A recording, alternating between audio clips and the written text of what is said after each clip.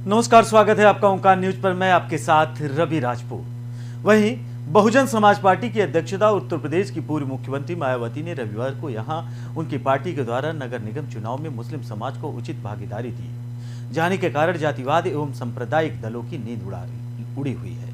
वहीं उत्तर प्रदेश में 4 मई और 11 मई को नगर निकाय चुनाव होने हैं और मतगणना 13 मई को होगी। बसपा प्रमुख ट्वीट किया कि उत्तर प्रदेश निकाय चुनाव के तहत 17 नगर निगमों में महापौर पद के लिए हो रहे चुनाव में बसपा द्वारा मुस्लिम समाज को भी उचित भागीदारी देने को लेकर यहां राजनीतिक काफी गरमाई हुई है और इससे खासकर जातिवाद और सांप्रदायिक दलों की नींद उड़ी हुई है। समाजवादी पार्टी और मायावती का कहना है कि बसपा सर्वजन हिताय सर्वजन सुखाय की नीति पर चलती है, उसके सिद्धांतों का पालन करती है। वहीं इसी आधार पर उत्तर प्रदेश में 4 बार अपनी सरकार चलाई गई है और इसमें मुस्लिम एवं समाज को भी हमेशा उचित प्रतिनिधित्व दिया गया है।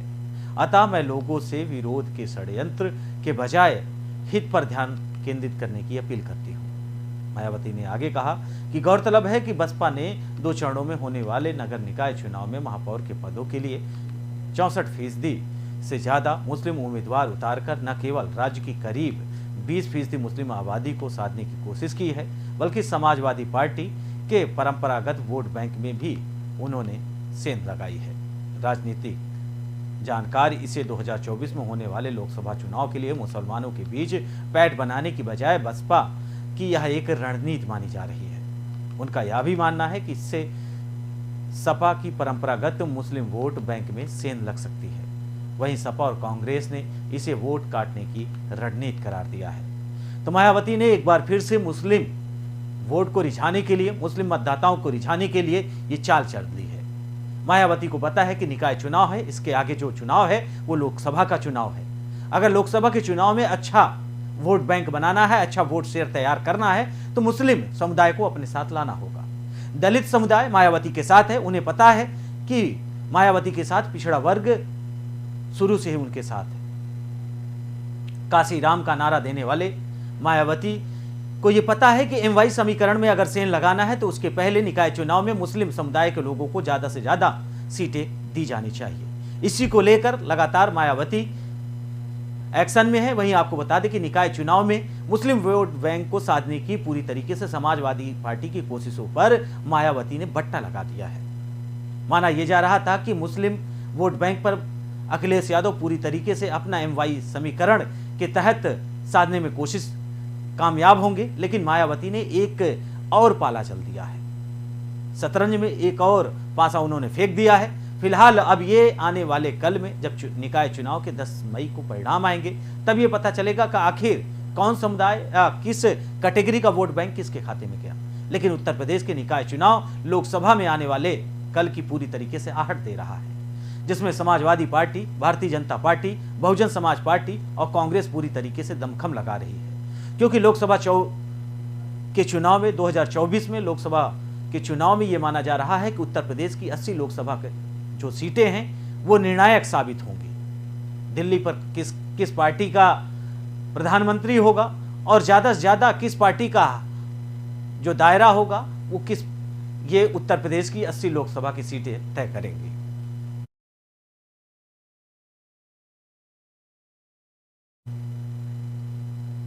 वही बढ़ते अगली खबर की ओर, जहां भारतीय कुश्ती महासंघ के अध्यक्ष ब्रजभूषण शरण सिंह के खिलाफ कार्रवाई को लेकर दिल्ली के जंतर मंतर पर विरोध प्रदर्शन कर रहे पहलवानों से मुख्यमंत्री अरविंद केजरीवाल शनिवार को मुलाकात करी। इससे पहले कांग्रेस महासचिव प्रियंका गांधी वाड्रा ने इन पहलवानों से मुलाकात की थी। इन सभी चीजों के अलावा रेसलर्स ने पुलिस की जांच पर भी सवाल उठाए हैं। उनका कहना है कि एक कम उम्र के आरोपी का नाम और जांच का विवरण लीक हो गया है।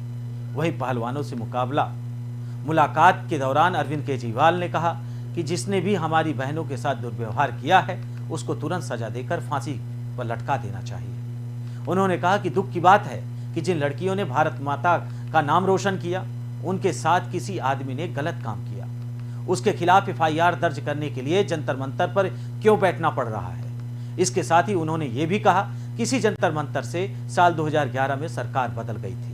वहीं इससे पहले पहलवानों ने कहा कि जांच का विवरण कौन लीक कर रहा है। इसके अलावा पहलवानों ने पुलिस पर उनके साथ दुर्व्यवहार करने का भी आरोप लगाया। अगर ब्रजभूषण शरण सिंह की बात करें तो उन्होंने कहा कि वो पूरी तरह से निर्दोष हैं, किसी भी जांच में सहयोग करेंगे। प्रदर्शनकारी पहलवान अपनी मांगे लगातार बदल रहे हैं। इस्तीफा देने का मतलब आरोपों को मान लेना है, ये ब्रजभूषण शरण सिंह ने कहा है। इस्तीफा कोई बड़ी बात नहीं है, लेकिन एक अपराधी के रूप में इसे स्वीकार नहीं करूंगा। पुलिस ने ब्रजभूषण शरण सिंह के खिलाफ यौन उत्पीड़न के 2 मामले दर्ज किए हैं। लगातार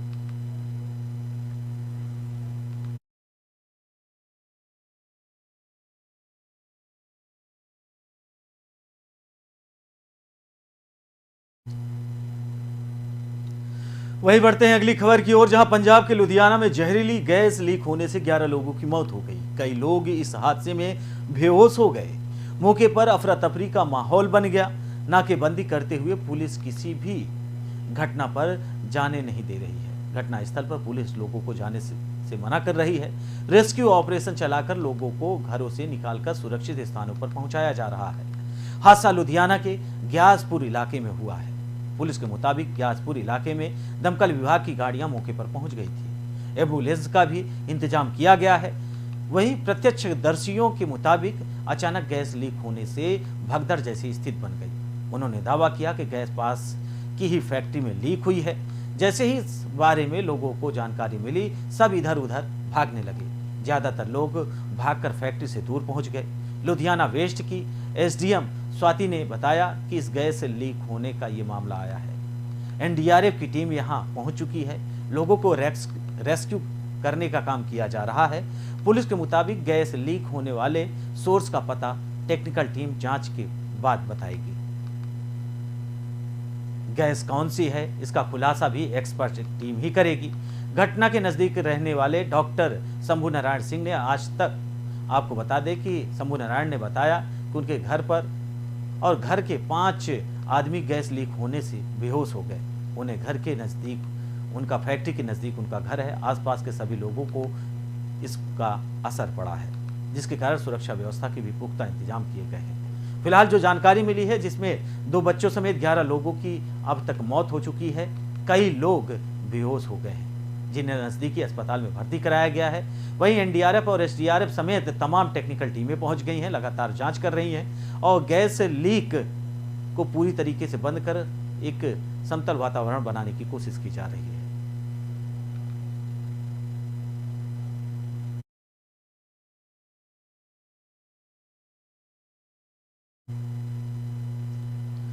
वहीं बढ़ते अगली खबर की ओर, जहां पूर्वांचल की राजनीति में अपराध की दुनिया से आकर कदम रखने वाले मुख्तार अंसारी को बाहुबलियों में पहले पायदान पर है। छात्र राजनीति से सियासी राह पर चलने वाले मुख्तार केवल यूपी की राजनीति में ताकतवर नहीं, बल्कि उनका नेटवर्क आसपास के तमाम राज्यों में फैला है। यूपी नहीं, देश के 4 राज्यों में मुख्तार अंसारी के खिलाफ मुकदमे दर्ज हैं। इन राज्यों के 12 जिलों के 23 थानों में उनके खिलाफ 61 मुकदमे दर्ज हैं। एमपीएमएलए कोर्ट ने पूर्व विधायक मुख्तार अंसारी के सबसे ज्यादा मामले गाजीपुर और मऊ वाराणसी में जुड़े हुए हैं। मुख्तार अंसारी ने सिर्फ पूर्वांचल ही नहीं, बल्कि प्रदेश की राजधानी लखनऊ, दिल्ली, पंजाब, मुंबई तक में अपने, आपको बता दें कि लगभग पूरे देश में अपने मजबूत नेटवर्क के लिए कुख्यात मुख्तार अंसारी, जो हत्या के प्रयास, अपहरण, रंगदारी के लिए और धमकी, दंगा भड़काना, धोखाधड़ी, सरकारी व निजी संपत्तियों में कब्जा करने के और वसूली, असलहों और मछली आदि विविध वस्तुओं की तस्करी, गैंगस्टर, क्रिमिनल और अमिटमेंट एक्ट, मकोका, एनएससी आदि गंभीर आरोपों में मुकदमे दर्ज हैं। आपको बता दें कि मुख्तार अंसारी पर पुलिस का शिकंजा कसता जा रहा है। लगातार मुख्तार अंसारी की मुश्किलें बढ़ रही हैं। मुख्तार अंसारी को एमपीएमएलए कोर्ट यानी गाजीपुर कोर्ट ने उन्हें 10 साल की सजा और 5 लाख का जुर्माना लगाया है। उनके भाई अफजाल अंसारी पर भी कोर्ट का शिकंजा कसा है। आपको बता दें कि अतीक अहमद के बाद मुख्तार अंसारी की अब मुश्किलें बढ़ने वाली हैं। कोर्ट ने पूरी तरीके से दोषी करार देते हुए 10 साल की सजा, 5 लाख का जुर्माना बताया है। वहीं आपको बता दें कि मुख्तार अंसारी एक ऐसा गैंगस्टर, एक ऐसा डॉन, एक ऐसा क्रिमिनल बैकग्राउंड का नेता रहा जिसने पूर्वांचल में अपनी धाक जमाई, जिसने पूर्वांचल से अपने हत्या, लोग, गैंगस्टर, तमाम तरीके के जो। वही इस खबर पर अधिक जानकारी के लिए वरिष्ठ पत्रकार के रूप में संजय श्रीवास्तव हमारे साथ जुड़ रहे हैं। हम संजय जी से जानेंगे कि आखिर मुख्तार अंसारी, जिसे पूरी तरीके से यह माना जा रहा था कि अब वो बांदा सेंटर जेल में है, पूरी तरीके से सुरक्षित है, उसको कानून अपने तरीके से उसे सजा सुनाएगी और कानून अपने तरीके से काम करेगी। लेकिन अतीक अहमद के बाद संजय जी, अब जो अगला पड़ाव है पुलिस का, उत्तर प्रदेश सरकार का, क्रिमिनल, गैंगस्टर और डॉन के रूप में वो मुख्तार अंसारी दिखाई दे रहा है। क्या कुछ कहेंगे आप? देखिए, बिल्कुल जो बात है इन बाहुबली और माफियाओं को लेकर, उत्तर प्रदेश सरकार जिस तरीके से विधानसभा में मुख्यमंत्री आदित्यनाथ ने कहा कि माफियाओं को मिट्टी में मिला दूंगा, तो मैंने पहले भी आपके इस चैनल पे कहा है कि उमेश पाल की हत्या होने के बाद अतीक और उसकी गैंग का नंबर पहले आ गया, नहीं तो मुख्तार अंसारी ही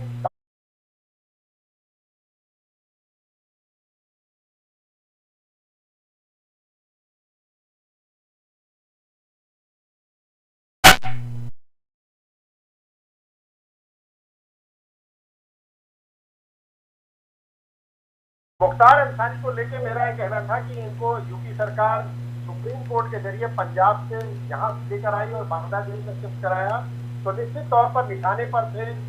293 करोड़ के आसपास की संपत्तियां जब्त की गई अंसारी परिवार की, 200 से ऊपर की संपत्तियां इनकी नेस्तनाबूद की गई, यानी उस पर बुलडोजर चला। तो ऐसे में जिस तरीके से अब ये कोर्ट का फैसला आया है और 10 साल की सजा इसको हुई और अफजाल की सजा भी 4 साल की हुई, तो एक तरफ तो अफजाल की सांसदी चली गई और वो सड़क पर आ गए और जेल में भी जाएंगे, दूसरी तरफ मुख्तार अंसारी बांदा की जेल में है।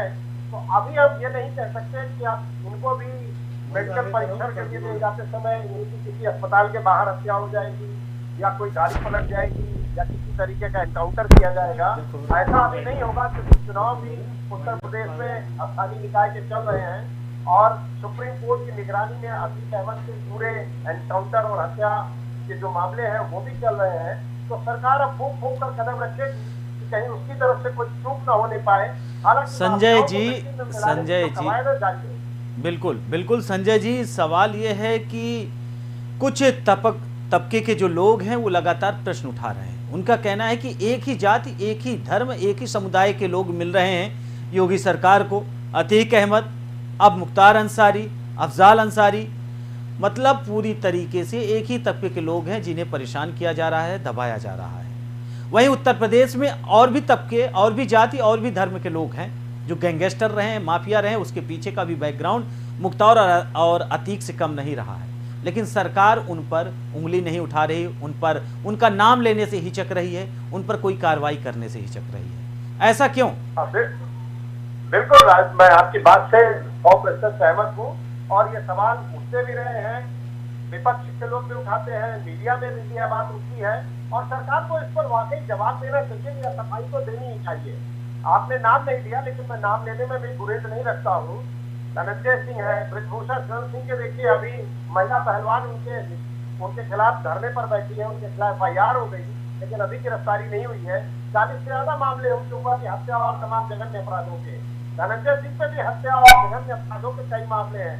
ब्रजेश सिंह वाराणसी की जेल में बंद है, उन पर 60 से अधिक मुकदमे हैं। विनीत सिंह, सुशील सिंह, सोनू सिंह, मोनू सिंह, ये तमाम ऐसे नाम हैं जो स्वजातीय, और मुख्यमंत्री पर यह आरोप भी लगता है कि स्वजातीय।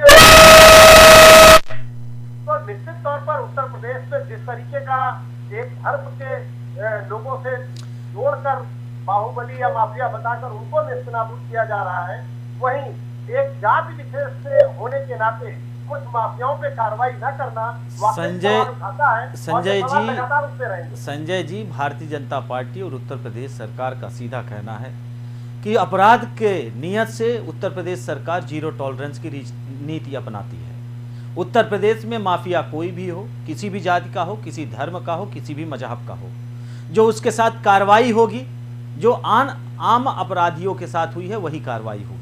मुख्तार अंसारी, अफजाल अंसारी या अतीक अहमद, गुड्डू मुस्लिम, असद या इसके अलावा जो भी लोग हैं, या आपने जिन जिन का नाम लिया जो अलग जाति अलग धर्म से आते हैं, क्या आपको लगता है उत्तर प्रदेश सरकार पूरी तरीके से इस बात को खंडित करती है और वो कहते हैं कि हम अपराधियों का जात नहीं देखते, धर्म नहीं देखते, मजहब नहीं देखते, हम सेम तरीके से अगर हम कोई योजनाएं भी लाते हैं तो हम जनता के बीच में ये नहीं देखते कि इन योजनाओं का हिंदुओं को प्रॉफिट हो रहा है या मुसलमानों को हो रहा है, सिखों को हो रहा है कि पारसियों को हो रहा है।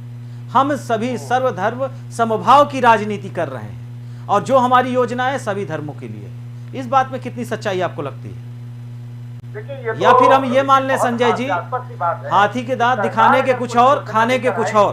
तो क्या उस योजना में करेंगे कि इन मजहब के लोगों को इस योजना का लाभ नहीं देना है, या उनको टारगेट करके करेंगे कि नहीं हमें तो सिर्फ अपने स्वजातीय या अपने धर्म के लोगों को ही योजनाओं का लाभ देना है? ऐसा संभव नहीं है, इसलिए सरकार सफाई देती है। दूसरी तरफ सरकार के लोग अभी अतीक और मुख्तार के खिलाफ जो कार्रवाई हुई है उसको लेकर जब टारगेट कराते हैं तो कहते हैं हमने विकास दुबे को मार गिराया। अरे विकास दुबे को तो इसलिए मार के गिराया क्योंकि विकास दुबे और उसकी गैंग ने तमाम पुलिस वालों की हत्या की जिसमें डीएसपी भी शामिल था, इसलिए आपने उसको निशाने पर लिया। नहीं तो इतने दिन से तो वो पलता फूलता रहा था, आपकी सरकार भी चली। पिछले 5 सालों में योगी आदित्यनाथ ने क्यों नहीं इस तरह की कार्रवाई की, इसका भी जवाब देना चाहिए। दूसरे टर्म में आने के बाद वो इस तरह की कार्रवाई क्यों कर रहे हैं? अभी मीडिया में हाल ही में योगी आदित्यनाथ का तो संजय जी हम ये मान ले, संजय जी हम ये मान लें कि उत्तर प्रदेश में सिर्फ एक ही जाति और एक ही धर्म और एक ही मजहब के लोग जो आ रहे हैं उनको दबाने और उनको कुचलने की कोशिश है पूरी तरीके से। अगर हम खुल के कहें तो मुस्लिम तबके की ओर आपका इशारा है।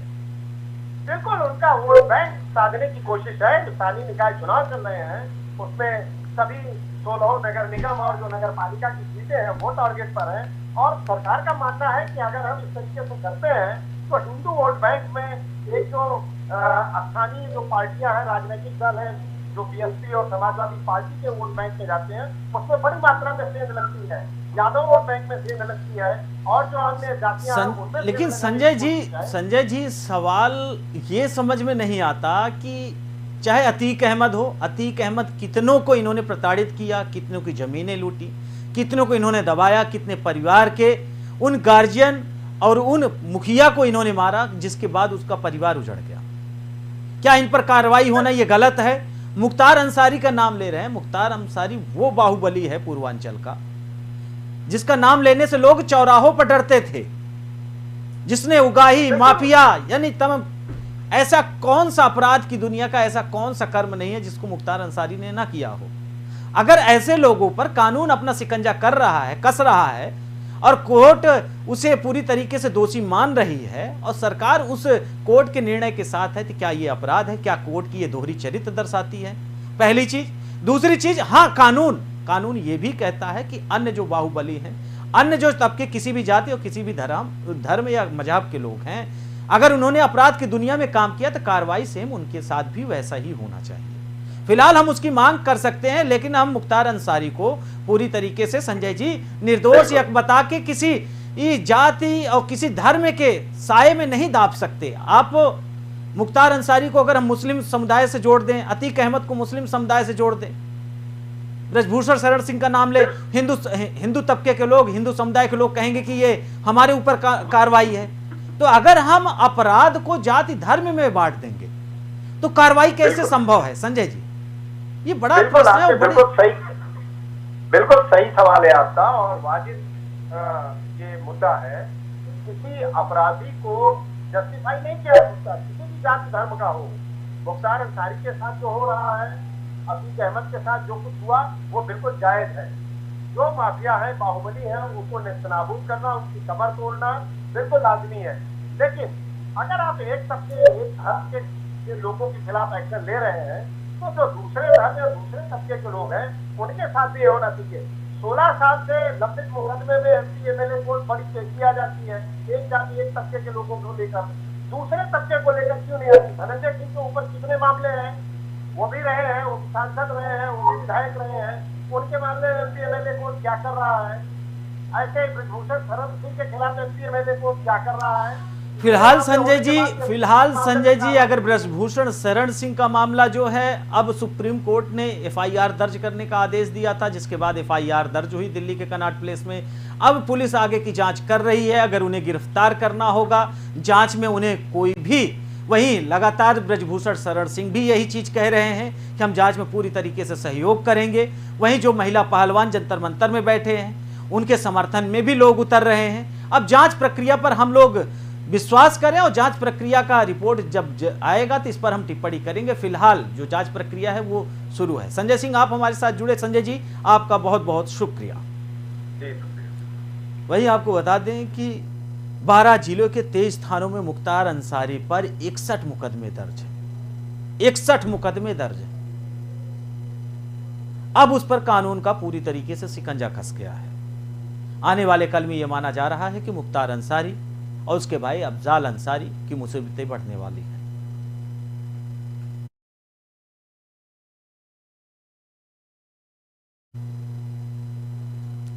वही बढ़ते हैं अगली खबर की ओर, जहां बरेली पुलिस ने नकली किताबों की सरगना सचिन गुप्ता को मेरठ से अरेस्ट कर लिया है। शनिवार रात बरेली पुलिस ने एक साथ बरेली, अमरोहा, हापुड़, मेरठ में दबिश दी।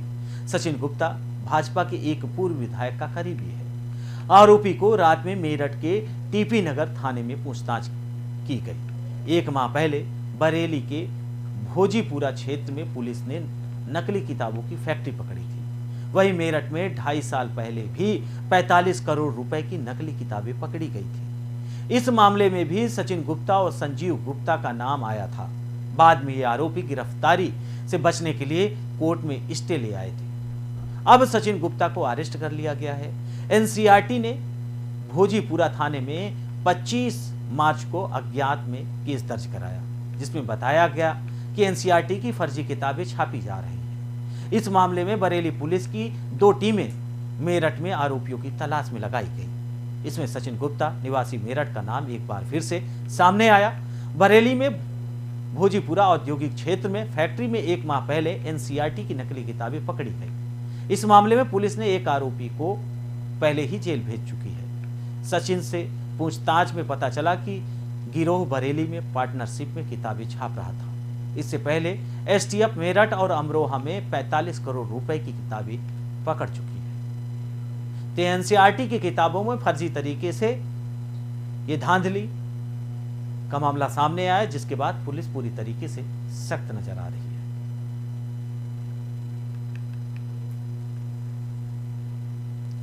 वहीं बढ़ते हैं अगली खबर की ओर, जहां बीते 24 घंटे में कोरोना के 7,533 केस सामने आए हैं, जबकि 44 लोगों की मौत हुई है। कोरोना के एक्टिव केस लगातार छठे दिन कम हुए हैं। गुरुवार के देश में 53,852 एक्टिव केस थे। इससे पहले 22 अप्रैल को सबसे ज्यादा 67,806 एक्टिव केस थे। 10 दिन बाद एक्टिव केस 60,000 से कम हुए। 16 अप्रैल को देश में 60,313 लोगों का इलाज चल रहा था, जिसके बाद यह आंकड़ा बढ़ता चला गया। नए केस में कमी और ज्यादा लोगों के ठीक होने के चलते एक्टिव केस कम हो रहे हैं। पिछले 4 दिनों से नए केस 10,000 से कम मिल रहे हैं। रविवार यानी 23 अप्रैल को 6,904 नए केस सामने आए थे। वहीं 16 लोगों की मौत भी हुई थी। सोमवार यानी 24 अप्रैल को 6,934 नए संक्रमित मिले थे। वहीं 24 लोगों की मौत हुई थी। मंगलवार यानी 25 अप्रैल को 9,629 केस दर्ज किए गए थे और 29 लोगों की मौत हुई थी। वहीं बुधवार यानी 26 अप्रैल को भी 9,355 केस आए थे।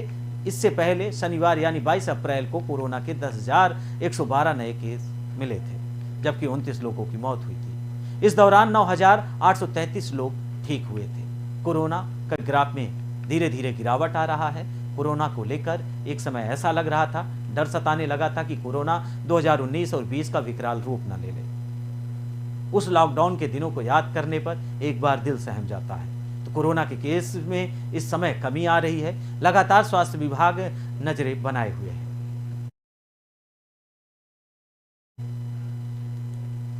फिलहाल इस बुलेटिन में हमारे साथ इतना ही। बाकी देश दुनिया की तमाम बड़ी खबरों से जुड़ने के लिए देखते रहिए ओंकार न्यूज। नमस्कार।